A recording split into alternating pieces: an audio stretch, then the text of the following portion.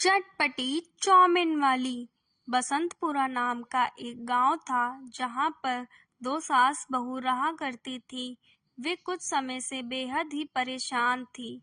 उनकी परेशानी की वजह थी आने वाले समय में पैसों का प्रबंध। इस बारे में वह बात कर ही रही थी कि तभी बहू अपनी सास से पूछती है, माँ जी, आप खाने में क्या खाएंगी? सास बोलती है, बेटी कुछ भी बना लो।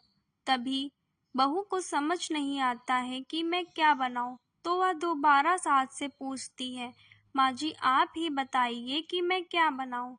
तो सास बोलती है, बेटा आज तुम मेरे लिए चटपटी सी चाउमीन बना दो। फिर बहू चाउमीन बनाने में लग जाती है। सास चाउमीन खा ही रही होती है कि तभी उसकी पड़ोसन की बेटी निर्मला वहां आती है। निर्मला को भी सास चाउमीन खाने के लिए पूछती है। निर्मला को चाउमीन खाकर बहुत ही अच्छा लगता है और वह चाउमीन उसे बहुत पसंद आती है। इसीलिए वह भाभी से बोलती है, भाभी आप बाजार में चाउमीन का ठेला लगाएं। इस बारे में निर्मला सोचती है और तय करती है कि वह अगली सुबह चाउमीन का ठेला लगाएगी। और वह उठती है और बाजार जाकर जो भी जरूरी सामान होता है उन सब चीज़ों का ऑर्डर दे आती है, जैसे कि चाउमीन के लिए पैकेट, केचप, विनेगर वगैरह।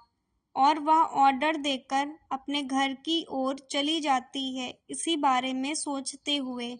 फिर अगले दिन वह बाजार में अपना चाउमीन का ठेला लगाती है। कुछ ही देर में पहले दिन ही उसके ठेले पर कई सारे ग्राहक आ जाते हैं। सभी को उसके हाथ की बनी हुई चटपटी चाउमीन बहुत ही पसंद आती है। सभी उसके हाथ की बनी चाउमीन खाकर बहुत ही खुश हो जाते हैं और तारीफ करते हैं। चाहे बच्चे हों या बुजुर्ग, सभी को उसकी चाउमीन बहुत पसंद आती है। दिन भर की थकी हुई वह घर वापस आती है और बहुत ही खुश थी। वह तुरंत अपनी सास के पास जाती है और पहले दिन की कमाई पकड़ाते हुए बोलती है, माँ जी आपको विश्वास नहीं होगा, सभी को मेरी हाथ की बनी चटपटी चाउमीन इतनी पसंद आई कि सभी ने मेरी बहुत ही ज़्यादा तारीफ की।